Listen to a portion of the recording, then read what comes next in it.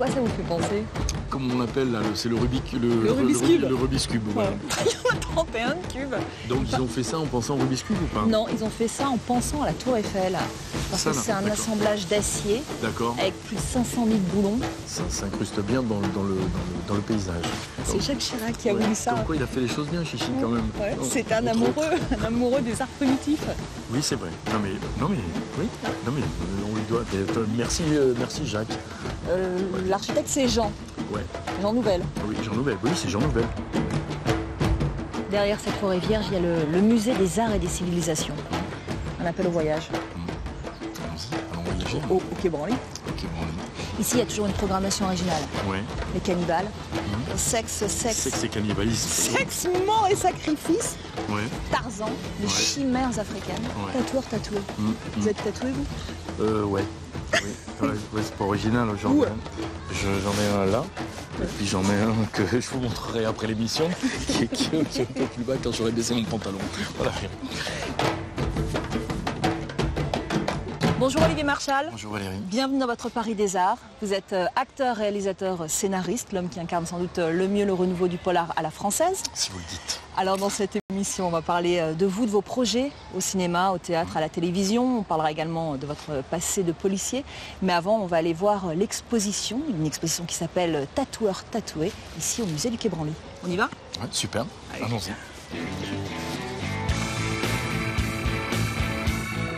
C'est la plus grande rétrospective jamais consacrée au tatouage en France. Dans la lignée des grandes expositions anthropologiques présentées au musée du Quai Branly depuis son ouverture, Tatoueur tatoué met en perspective la dimension artistique de cette pratique ancestrale à travers son histoire planétaire et millénaire. Tour d'horizon, en compagnie de Sébastien Galliot. C'est moins un rituel aujourd'hui, le tatouage. On est davantage dans un geste artistique.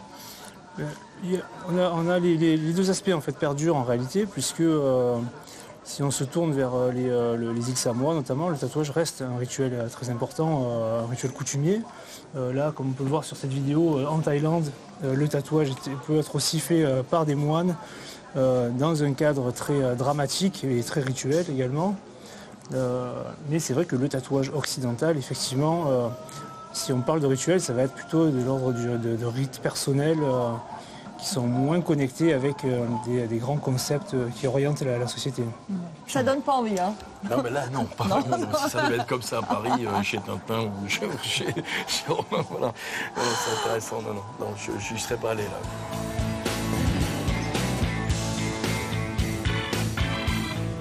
Ça, je sais pas si t'as vu, Olivier, la machine à tatouer en prison. Stylo à billes, fil électrique, bobine. Ah, il y a quand même du fil électrique. Ouais. Ça doit être très douloureux. Les milieux sociaux les plus tatoués sont ce sont là où on trouve les gens qui se passent le plus longtemps dans des endroits confinés. Que ce soit les bateaux, des sous-marins, des cellules de prison. Ouais. Ah, d'accord. C'est vrai que quand on se tatoue comme ça, on affiche la couleur.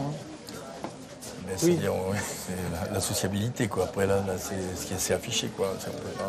On décide de ne pas s'intégrer, quoi. Voilà, puis on affiche les couleurs du gang, quoi. Ouais. Dans vos films, vous, Olivier, vous avez souvent eu recours au tatouage. Oui, mais après, parce que dans les polars, il y a des voyous. Et justement, tous les voyous se marquaient avec justement les voyous qui mettaient nez pour souffrir. Ou enfin, voilà, les mecs affichaient la guillotine, les 3 points, les yeux de biche. Moi, sur les films que j'ai fait, par exemple, Truand et 36, j'avais 2h30, 3 heures de maquillage avec deux maquilleurs qui me tatouaient, qui me faisaient tous les tatous. Ça, ce sont des moules en silicone, c'est ça? Oui, on a fait une sélection en fait de ce qu'on considère être les 13 plus importants tatoueurs à l'heure actuelle. On leur a demandé de se faire plaisir. Ça te fait rêver? Bourvil, ouais. Bourvil sur le sein droit. Mettre Auteuil et Depardieu, c'est bien. Et Lanvin ici, quoi. Voilà, comme ça, je Valérie dans le dos.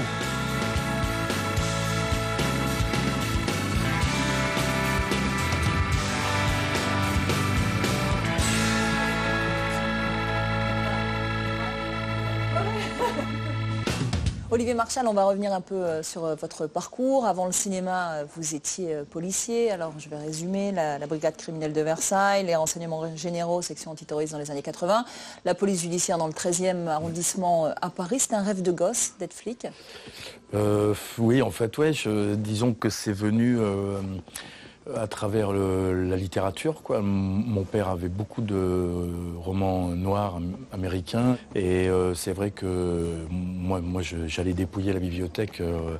Je lisais tout ce que je pouvais lire et c'est vrai que j'avais envie de ressembler à ces personnages. La nuit me fascinait, voilà, les bars à putes, l'alcool, les filles faciles, l'action, tout. Donc je voulais ressembler à... Je voulais être un héros, quoi, en fait. Donc vous lisiez des polars, vous jouiez également un peu au théâtre, je crois, quand vous étiez chez les Jésuites en pension?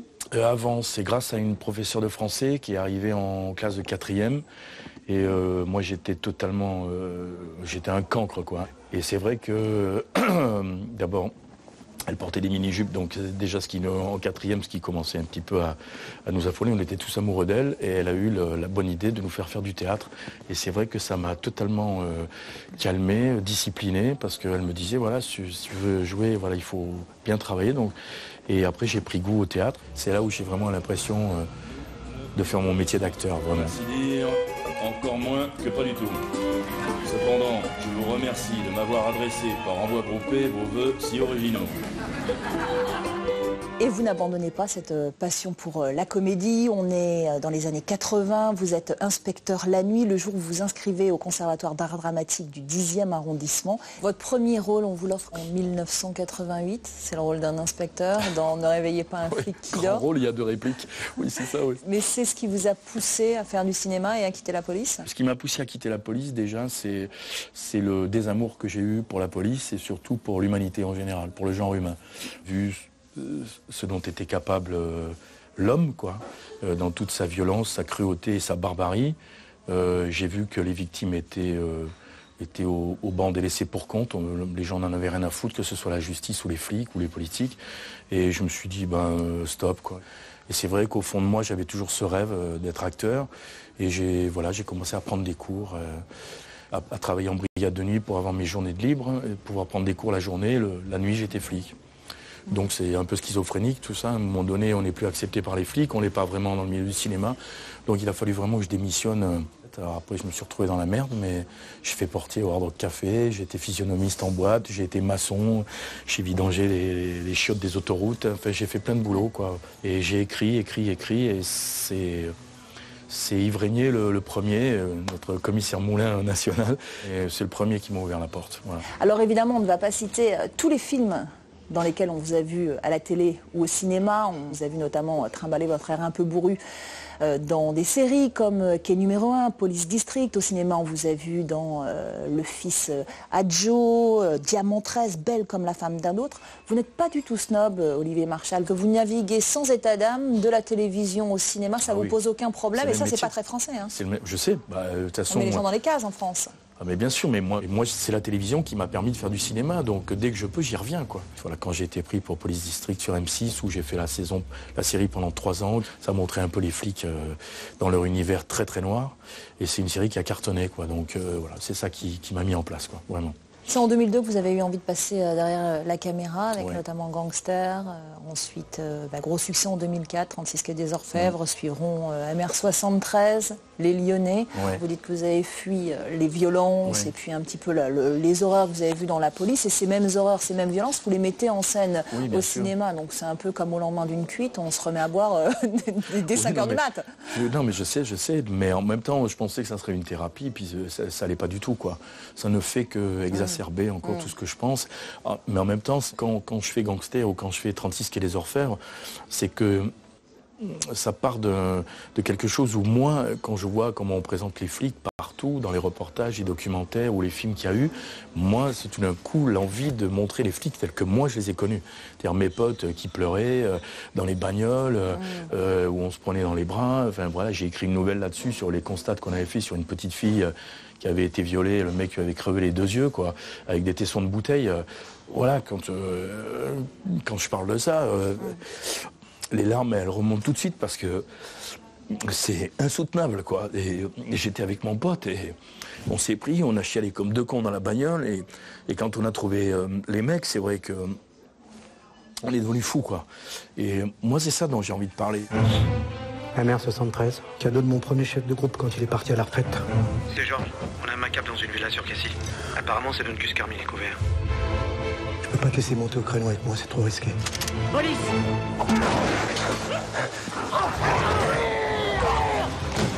Bon, Les Lyonnais, 36 quai des Orfèvres, deux films qui vont être adaptés aux États-Unis. Comment est-ce que vous appréhendez la transposition de ces histoires typiquement françaises à la sauce hollywoodienne? Moi, écoutez, je suis ravi. Les Lyonnais, je sais que c'est celui qui est le plus sûr de se faire. C'est Liam Neeson qui doit reprendre le rôle de Lanvin et Gary Oldman, celui de Tchéky Cario. Bon, c'est plutôt pas mal. Ça fait 25 ans que je suis plus aux commandes de rien. Un voyou, en sommeil reste un voyou, maman. Dans nos familles, on balance pas un commissaire, tu dois le savoir. Je vais pas te lâcher, maman. Je vais te pourrir la vie jusqu'à ce que tu mènes à ton pote. Le scénario de 36 est écrit, c'est Tony Gilroy en plus qui l'a écrit. Donc c'est vachement bien, quoi. C'est que des bons, quoi, que des super bons. Et après, on n'est pas tenu au courant, vous savez, on n'est pas... Vous n'avez pas le droit au regard? Non, vous vendez les droits et... vous voyez, quel regard je vais aller voir Scorsese, je lui dis, dis-moi, tu devrais peut-être mettre ta caméra là. Non, non, au contraire, moi, je suis pour les remakes meilleurs, quoi. Dernière question, Olivier Marchal, et si vous étiez resté flic? Oui, je serais en prison aujourd'hui. Je vous le dis franchement. Je serais un ripou. Je m'en mettrais plein les fouilles. Et je pense que je serais devenu un mec alcoolique et violent, très violent. Et que je serais certainement... je serais pas un flic fréquentable, quoi. Ça, c'est sûr. Dans son Paris des Arts, c'est un homme de l'ombre, mais qui participe à la magie du 7e art qu'Olivier a choisi de nous faire rencontrer. Il s'agit du graphiste Rajman. Il a créé de très nombreuses affiches pour le cinéma et il peint depuis qu'il est tout petit. Olivier, pourquoi est-ce que vous avez voulu nous faire rencontrer Rajman? J'aime beaucoup sa femme, en fait. Voilà, c'est une rencontre humaine et parce qu'il est dingo et en même temps, il a une super équipe aussi. C'est un bosseur. Et puis c'est surtout, je pense que moi, j'étais sensible aussi quand je suis venu ici à ces tableaux. Je en ai acheté 3 d'ailleurs. Et j'aime l'artiste et puis j'aime le bonhomme, quoi. Voilà. À quoi on réfléchit quand on veut faire l'affiche d'un film d'Olivier Marchal, un polar, évidemment. On commence par aller boire un coup, ou 2, ou 3. Voire plusieurs. Plusieurs. Et puis à un moment, ça vient, ou ça vient pas. Mais c'est vrai qu'on n'a jamais fait une affiche, à part sur Braco, mais on a fait des génériques ensemble. Et sur Braco, effectivement, on avait fait tout le set, voilà, le full set, comme on dit. Générique, plus affiche, com, logo, enfin, tout. C'était assez passionnant.